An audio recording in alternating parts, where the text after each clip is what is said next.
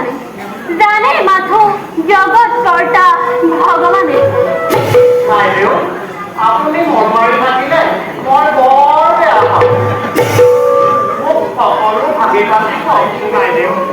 শুনিবলৈ ইচ্ছা কৰিছা যেতিয়া শুনা ৰোহিত হ'ল মোৰ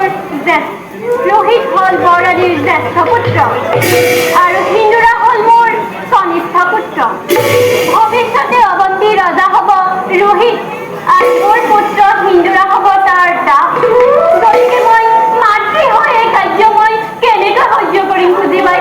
মোৰ ধৈৰ্য হেৰাই গৈছে খুজিবাই মোৰ ধৈৰ্য হেৰাই গৈছে বিপদত ধৈৰ্য ধৰাই একমাত্ৰ আই তোমাৰ কি হৈছে আই তুমি কিয় এনেদৰে কান্দি আছা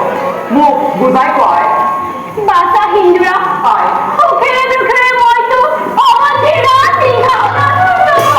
মোৰ শান্তি নহয় বাচা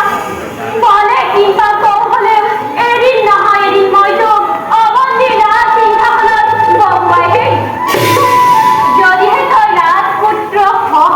তেন্তে মোৰো ৰাজমাতা হোৱাৰ অধিকাৰ আছে এয়া ভগৱানৰেই মহিমা আমি মানৱে কি কৰিব পাৰিম বাইদেউ